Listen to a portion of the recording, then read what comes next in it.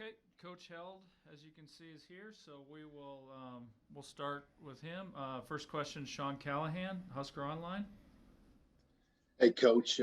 Just wanted to ask you about Ronald Tompkins and just where he's at right now and what you've seen from him and how hard he's kind of battled to get to where he's at here going into this first game. Yeah, Ronald's done a really good job putting himself in position to help our football team. He's the number two back right now. We feel confident in his ability to go in and make plays for us. It's been a long journey for him, but he's been able to fight through a lot of stuff, obviously, to get to this point. I know he's really excited. He's a very talented back, and it's been a while since he's played.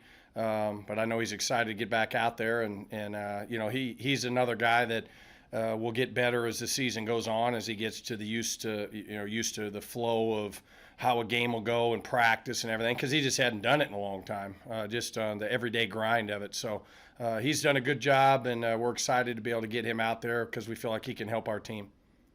I know in the past you've rotated different backs. I mean, do you have a plan like that, or with Dedrick's experience, would you rather just kind of keep him hot and ride him as long as you can in most games? Yeah, I mean, Dedrick's got to be ready to play a lot of snaps. There's no doubt about it, and he's preparing himself to do that. The good thing is we do have guys, more depth this year than we've ever had since we've been here. We're preparing as many guys as we can, because you just never know how the season will go with, if a guy's out because of COVID or for whatever reason. So the more guys you have, the better. But Dedrick knows he's got to be ready to be the bell cow and the workhorse. But we're going to have other guys ready with Ronald and Ramir and Marvin and Cooper Jewett. 24/7 Sports, Brian Christopherson. Hey Ryan, we get all caught up with the backup guys sometimes, but just going back to Dedrick Mills, what have you seen from him just this off season as far as his determination and what the confidence he gained from the end of last year too, when he had that big final month of the year, just how you've seen him progress his game? Well, he knows this is the last rodeo, so he's prepared like it. He's putting himself in position to really, help our football team, and knows that if he has any aspirations for the next level, that he needs to go out and perform well.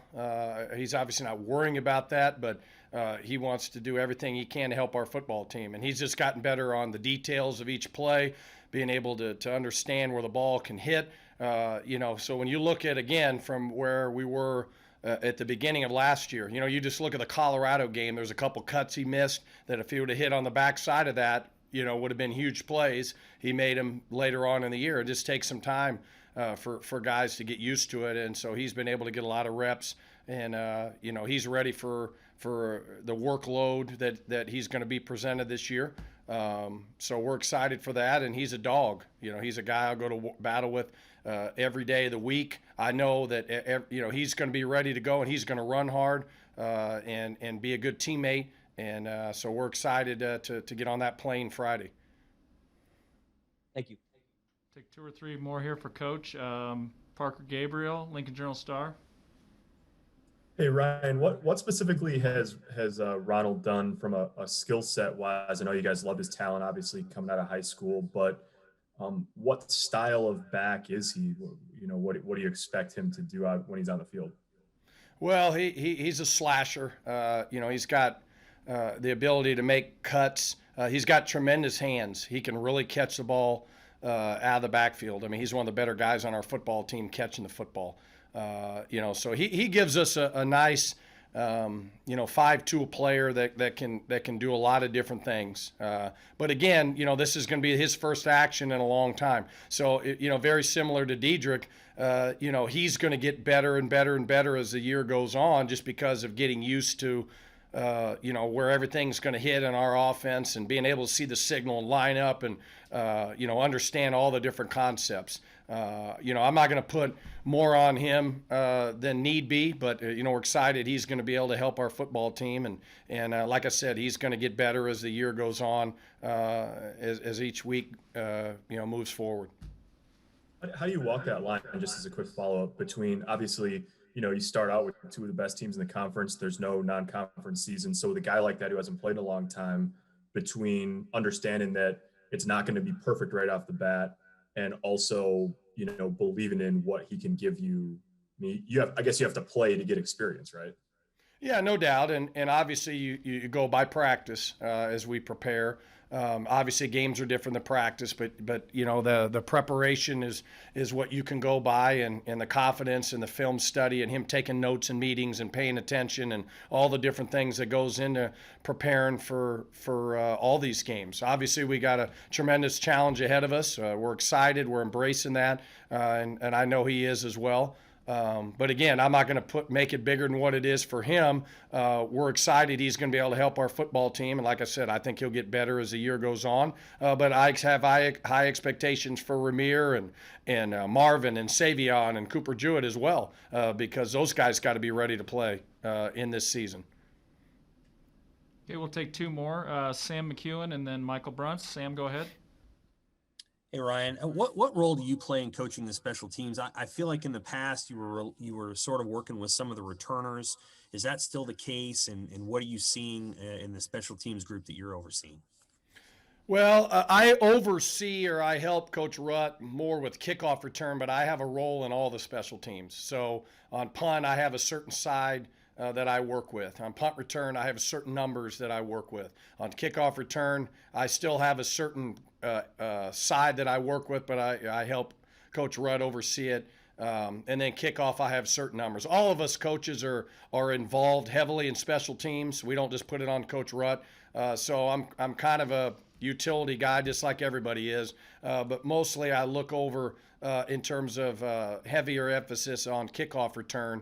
But, I mean, we're all out there. It's a high-energy deal. We got to get special teams right. Special teams has hurt us at times, and we got to get that fixed. We know how important it is in all areas, and that needs to be big this year. I know our guys are really working hard in all areas to be prepared for making huge impact plays that can help change the game. We've got to be better on with field position and everything that has hurt us at times over the first 2 years. Who is your kickoff returners? What's that?